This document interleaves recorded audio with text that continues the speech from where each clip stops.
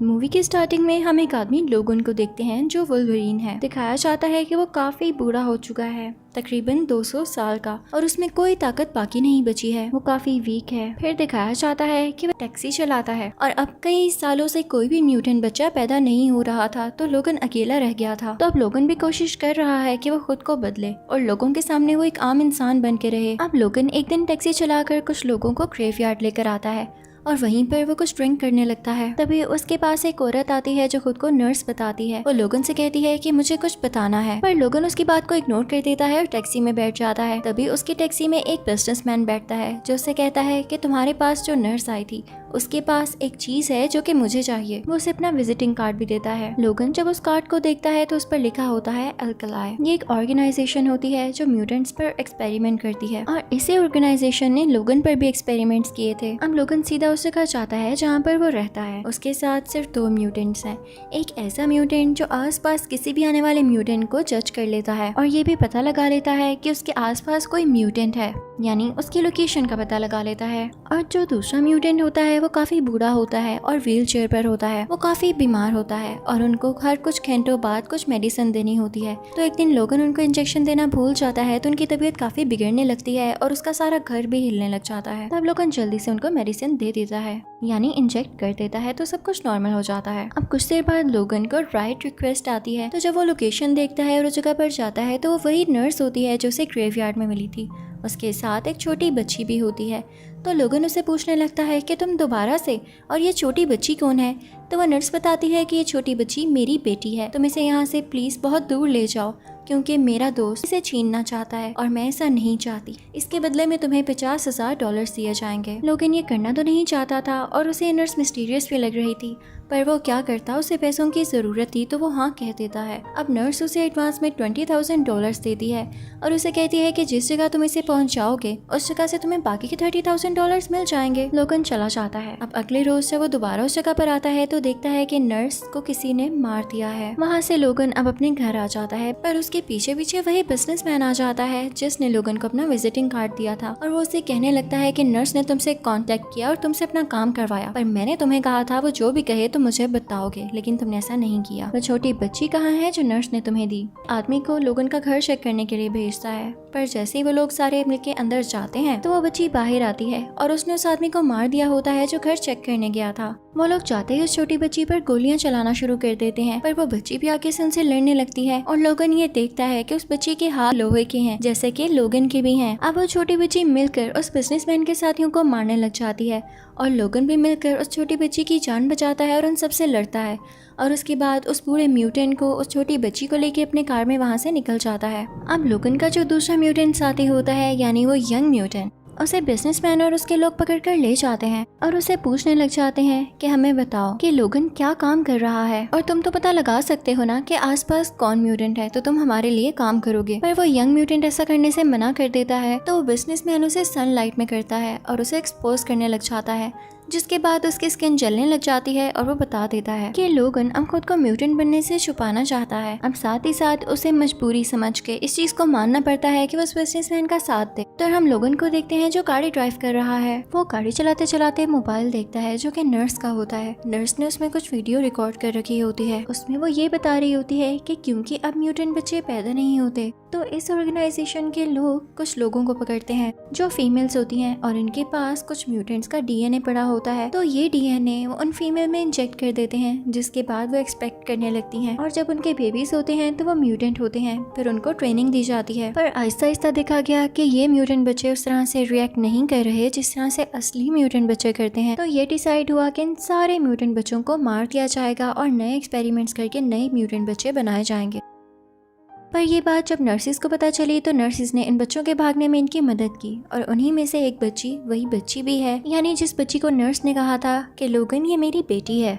अब ये तीनों चलते रहते हैं, यानी लोगन गाड़ी ड्राइव करता रहता है। अब रात को एक होटल में स्टे करते हैं। अब वहाँ पहुँच के लोगन उस छोटी बच्ची के बैग को चेक करने लग जाता है। उसके बैग में उसके डॉक्यूमेंट्स पड़े होते हैं। जब लोगन उसकी फाइल देखता है तो देखता है कि जिस म्यूटेंट का डीएनए उसके अंदर है वो कोई और नहीं बल्कि लोगन ही है, यानी ये छोटी बच्ची लोगन की ही बेटी है और लोगन इसका बाप है। ये देख के लोगन को पता चल जाता है कि वाकई इस छोटी बच्ची में मेरे जैसी ही एनर्जीज हैं। तभी मुझे इससे अपनायत महसूस हुई, यानी मैं इसकी मदद के लिए माना। उसके बाद वो देखता है कि उस छोटी बच्ची के बैग में कुछ कॉमिक्स भी हैं जो कि एक्स-मैन कॉमिक्स होती हैं। उसको खोल के देखने लगता है तो उसे वहाँ पर एक नंबर लिखा हुआ मिलता है जो कि किसी जगह का एड्रेस है। कहा जाता है कि यहाँ पर जाके सारे म्यूटेंट सेव होते हैं और ये वही एड्रेस होता है जो कि उस नर्स ने लोगन को दिया होता है कि इस छोटी बच्ची को वहाँ तक पहुँचाना है। पर लोगन को पता चलता है कि ऐसी कोई जगह असल में एक्सिस्ट ही नहीं करती। और तभी हम वहाँ पर देखते हैं कि होटल के सारे लोग पोज हो चुके हैं और पूरा का पूरा होटल हिलने लगा है। तो लोगन को पता चल जाता है कि उस पूरे म्यूटेंट को दोबारा से अटैक हुआ है। तो वो फौरन से जाकर उसे इंजेक्शन लगाता है और तभी वहाँ पर वो बिजनेसमैन भी आ चुका होता है। तो लोगन फौरन से उस छोटी बच्ची को और बूढ़े म्यूटेंट को अपने साथ लेकर निकल पड़ता है। फिर हम देखते हैं कि जब वो लोग रास्ते में जा रहे होते हैं तो रोड पर उन्हें एक फैमिली नजर आती है जिनके कुछ घोड़े उनसे छूट गए थे और उनसे वो काबू नहीं हो रहे थे।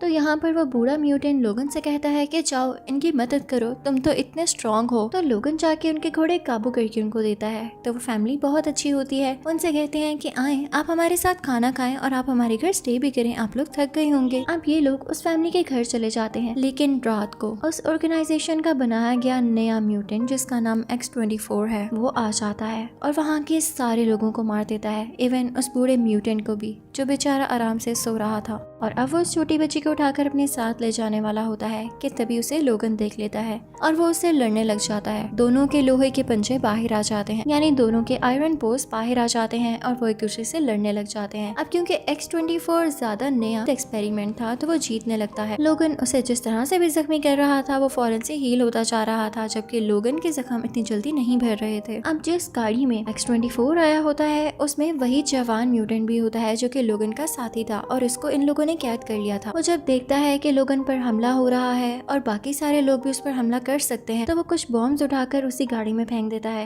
वो अपनी जान की कुर्बानी देते हुए उन सब लोगों को भी मार डालता है। अब X-24 उस तरफ देखता है तो लोगन फौरन से उसको मारता है, लेकिन X-24 दोबारा से उससे लड़ने लगता है। लेकिन तभी हम देखते हैं कि इस घर का मेल ओनर सिंधा है और वो अपनी गाड़ी चलाता हुआ इन दोनों की तरफ आता है। वो X-24 को अपनी गाड़ी से धक्का देता हुआ किसी दूसरी गाड़ी की तरफ फेंकता है। वो गाड़ी जिससे वो हल चलाता है और उसकी नुकीली यानी शार्प एजेस बाहर निकले होते हैं। तो X-24 जैसे उसके साथ लगता है तो वो नुकीली चीजें यानी शार्प एजेस उसके बॉडी के आर पार हो जाते हैं। अब घर का ओनर गाड़ी से बाहर निकलकर उसे गोलियों से भून डालता है। अब जैसे ही वो लोगन की तरफ देखता है तो उसे लोगन पर भी गुस्सा होता है कि इसकी वजह से मेरी सारी फैमिली मारी गई, तो उस पर भी वो गोली चलाने लगता है। पर उसकी गन में यहाँ गोलियां खत्म हो चुकी होती हैं और वो खुद भी काफी हार्ट ब्रोकन होता है, जख्मी होता है, तो वो खुद भी गिर जाता है और यहाँ उसकी भी डेथ हो जाती है। अब लोगन अकेला रह जाता है, उसके साथ वही छोटी बच्ची होती है। तो साथ में वो उस बूढ़े म्यूटेंट की डेड बॉडी को उठाता है और गाड़ी में बिठाकर वो तीनों अपना अगला सफर शुरू करते हैं। अब थोड़ा आगे जाकर वो अपने साथी यानी बूढ़े म्यूटेंट की डेड बॉडी को दफनाता है और काफी दुखी होकर छोटी बच्ची को बताता है कि ये बहुत अच्छा म्यूटेंट था,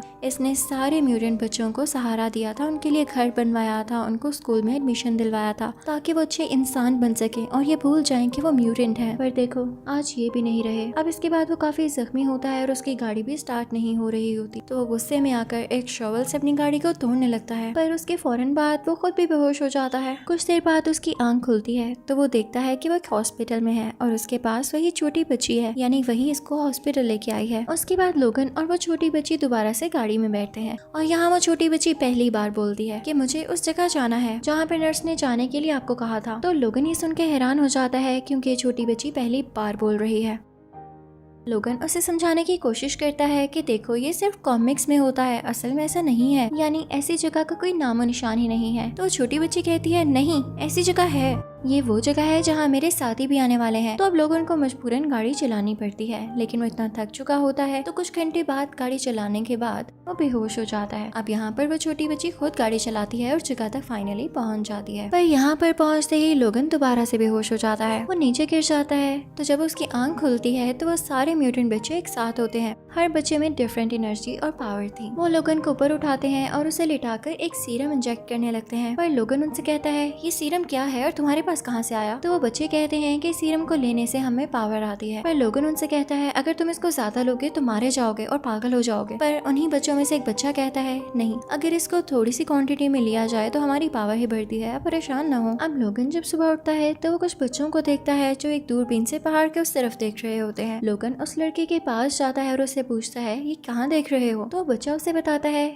कि पहाड़ के दूसरी तरफ कनाडा है। अगर हम सारे बच्चे वहाँ चले जाएं तो हमारी जान सेफ होगी, हमारी जान को कोई खतरा नहीं होगा, और अगर आप हमें उधर ले जाएं तो हम इसके आपको पैसे भी देंगे। लेकिन लोगन उनकी बात नहीं सुनता और ना ही पैसे लेता है। अब जब रात होती है तो लोगन के पास वही छोटी बच्ची आती है और उनसे पूछने लगती है कि आप हमारे साथ क्यों नहीं जा रहे। तो लोगन कहता है कि मुझे अपने रास्ते जाना होगा, तुम लोग अपने रास्ते जाओ। तो छोटी बच्ची कहती है कि क्या होगा अगर आप हमारे साथ आए। तो लोगन कहने लगता है मैंने आज तक जिससे भी प्यार किया है या कोई मेरे साथ रहा है तो उसे मुझसे छीन लिया गया है, तो इसलिए मैं तुम्हारे साथ नहीं जा सकता। तुम मेरी बेटी हो, मैं तुमसे प्यार करता हूँ, तो मैं नहीं चाहता कि तुम्हें कुछ हो। तो छोटी बच्ची ये कह के वहाँ से चली जाती है। ठीक है, अगर आप जा रहे हैं तो इसका मतलब मुझे कुछ नहीं होगा, तो ठीक है। अब यहाँ पर लोगन सो जाता है और अगली सुबह जब उठता है तो देखता है कि वहाँ पर कोई बच्चा नहीं है, सारे बच्चे जा चुके हैं। अब लोगन फौरन से उसी दूरबीन की तरफ जाता है और उस पहाड़ पर देखने लगता है। वो देखता है कि बच्चे तो वहाँ पर नजर नहीं आ रहे, यानी वो वहाँ पहुँच चुके हैं, पर कुछ कार्स हैं जो उनका पीछा कर रही हैं और ये कार्स उसी ऑर्गेनाइजेशन की हैं जो उन म्यूटेंट बच्चों को मारना चाहती है। लोगन कुछ भी सोचे समझे बगैर उस तरफ निकल पड़ता है, लेकिन थोड़ा आगे जाते ही उसकी एनर्जी लो होने लगती है। तो उसी सीरम को यूज करता है जो म्यूटेंट बच्चों ने उसे दिया था। वो उसे काफी ज्यादा इंजेक्ट कर लेता है, जिसकी वजह से उसकी बॉडी में एक साथ ही बहुत सारी ताकत आ जाती है और वो भागते हुए उन सारे लोगों को, यानी उस ऑर्गेनाइजेशन के लोगों को मारने लगता है। उस पर भी वो लोग शूट करते हैं, लेकिन उसके जख्म आहिस्ता आहिस्ता हील हो रहे थे। पर थोड़ा आगे जाते ही उस सीरम का असर खत्म होने लगता है और अब वो फिर से कमजोर पड़ने लगा था। वो देखता है कि उन लोगों ने कुछ म्यूटेंट बच्चों को पकड़ लिया है और उस बच्चे को गन पॉइंट पर ले रखा है जिसने दूरबीन से कनाडा का बताया। और तभी यहाँ पर इस ऑर्गेनाइजेशन का लीडर आ जाता है, यानी इस सब के पीछे का मास्टरमाइंड जो ये प्लान कब से कर रहा था। वो एक बहुत आला डॉक्टर था। वो लोगन को बताता है कि पता है मैं क्यों तुम्हारे पीछे हूँ, क्योंकि जब तुम्हें म्यूटेंट बनाया गया तो तुम वहाँ से भाग गए और जिसने तुम्हें म्यूटेंट बनाया वो मेरे फादर थे, तो तुमने भागने से पहले उनको मार डाला और इसी चीज का बदला मैं तुमसे लूंगा। और सिर्फ यही नहीं, मैं उन सारे बच्चों को भी मार दूंगा। पर लोगन गन उठाता है और फौरन से उस डॉक्टर के गले में शूट कर देता है और साथ ही साथ उस बिजनेसमैन के हाथ भी जख्मी कर देता है। पर तभी वहाँ पर X-24 आ जाता है। वो लोगन से लड़ने लग जाता है। फिर यहाँ पर एंट्री होती है उन्हीं म्यूटेंट बच्चों की और उस छोटी बच्चे की